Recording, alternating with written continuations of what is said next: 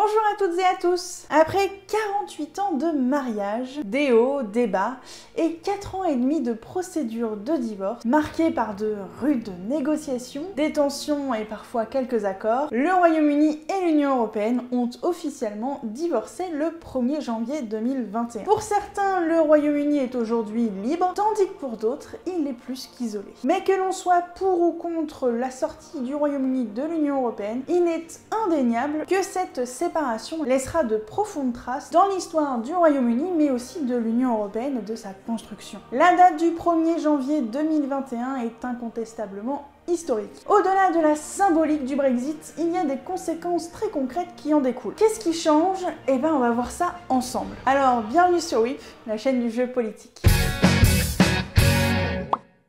Avant de s'intéresser aux changements découlant de la sortie du Royaume-Uni de l'Union européenne, je voudrais rapidement revenir sur l'année qui vient de s'écouler en termes de négociations. Si vous suivez WIP depuis un certain temps, vous avez eu l'occasion de voir plusieurs vidéos sur l'avancement du Brexit. Pour résumer très brièvement, c'était un joyeux bordel. L'accord de retrait avait été trouvé in extremis en 2019 et la ratification a eu lieu au cours du mois de janvier. C'est le 31 janvier 2020 que le Royaume-Uni est officiellement sorti de l'Union européenne. Mais c'était surtout d'un point de vue très juridique, puisque dans les faits, le Royaume-Uni jouissait des droits et des obligations comme chaque État membre, et ce jusqu'au 1er janvier 2021. On parlait alors de la période de transition. Pourquoi cette période? Eh bien pour tout organiser tout simplement. Mais aussi pour se donner quelques mois de négociations pour établir l'accord sur la relation future entre l'Union européenne et le Royaume-Uni. En effet, après presque 50 ans de mariage, il y avait beaucoup de choses à déconstruire,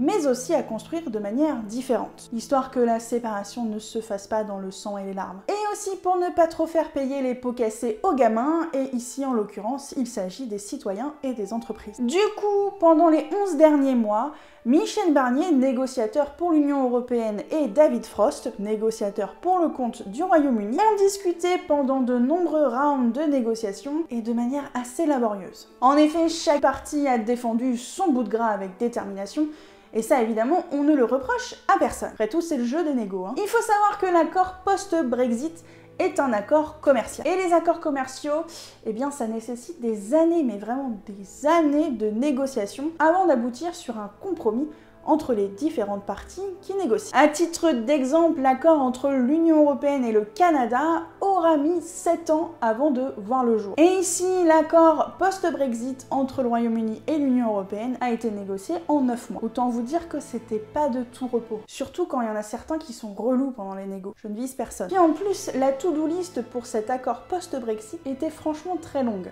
En effet, il fallait parler de l'accès au marché intérieur européen, de la question des transports, de l'énergie, des services et des investissements, de la sécurité sociale, des visas, des programmes européens et même de la coopération judiciaire et pénale. Les discussions se sont donc déroulées dans une ambiance quelque peu tendue, voire délétère par moments. Le pays de la reine Elisabeth II a tenté à plusieurs reprises de semer la discorde entre les 27 États membres de l'Union européenne. Malheureusement pour le Royaume-Uni, les 27 sont toujours restés unis. Et d'ailleurs, il est à souligner qu'ils n'ont jamais été aussi unis sur un dossier pendant autant de temps. À aucun moment il n'y a eu de divergence entre les 27 sur le sujet du Brexit, et ce depuis 4 ans et demi. Ils se sont tous soutenus les uns les autres, même sur des sujets qui ne les concernaient pas forcément. Par exemple, il y a eu un fort soutien pour l'Irlande sur la question de l'Irlande du Nord. Sur la pêche, les États non pêcheurs ont fortement soutenu les lignes rouges des États pêcheurs, alors que franchement ce n'est pas leur intérêt premier. Alors on dit souvent que l'Union européenne se renforce dans les crises, et bah le Brexit l'a encore prouvé.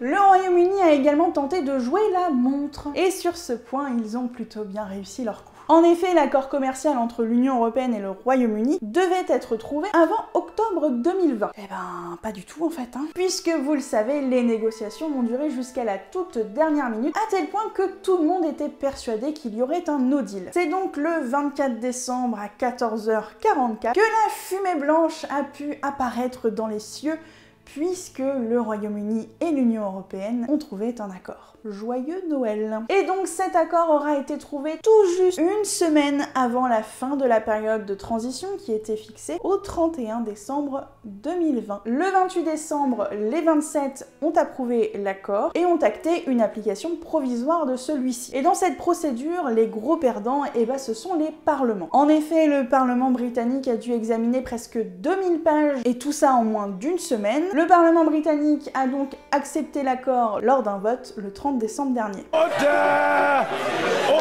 Le Parlement européen, de son côté, n'a toujours pas approuvé l'accord et le fera au cours du mois de janvier.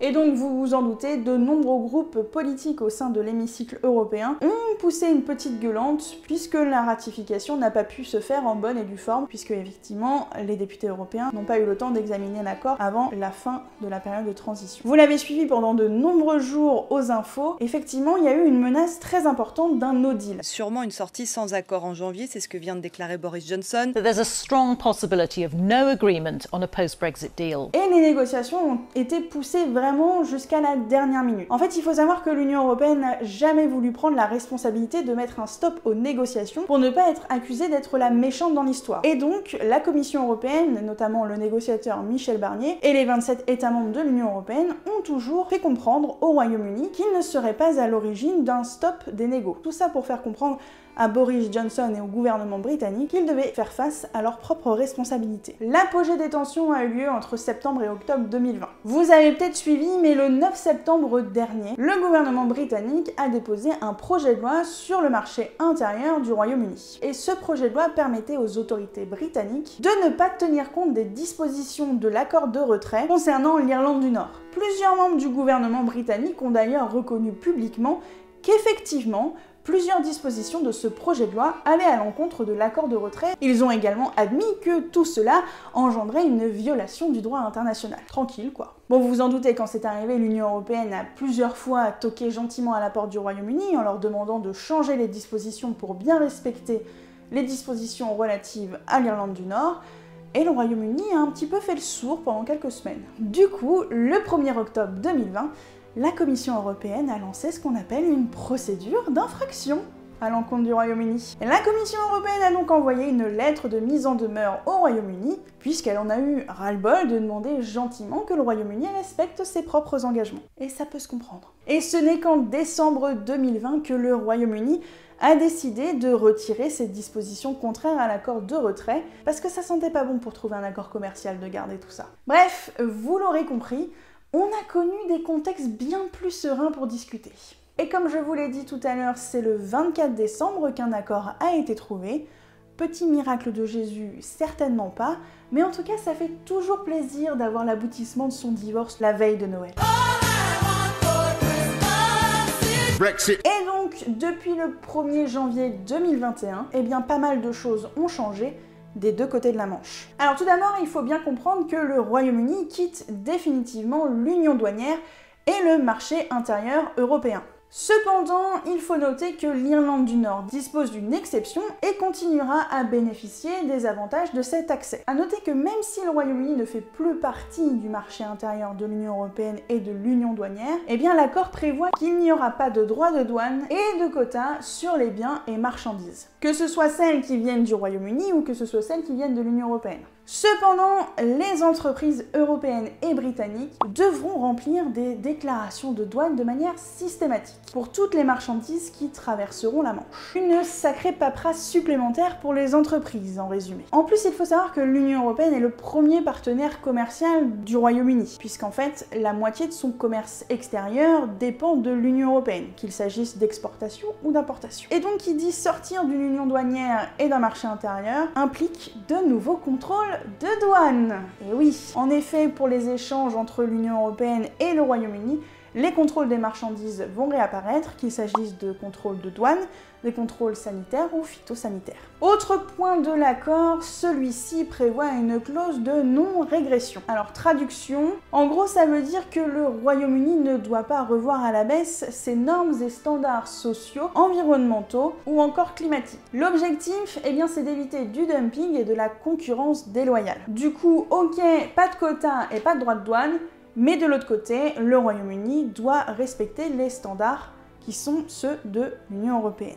Et si le Royaume-Uni décide de diverger, eh bien l'Union européenne pourra décider de prendre des mesures de rétorsion, à savoir appliquer des droits de douane ou des quotas sur les marchandises du Royaume-Uni. Les changements ne concernent pas uniquement les entreprises. En effet, les citoyens sont également directement impactés, et notamment ceux qui veulent s'essayer à l'aventure de l'expatriation. En effet, à partir de maintenant, les Européens candidats à une expatriation au Royaume-Uni devront remplir de nouvelles conditions fixées par le nouveau régime d'immigration. Du coup, pour obtenir un visa pour le Royaume-Uni, il faudra marquer 70 points.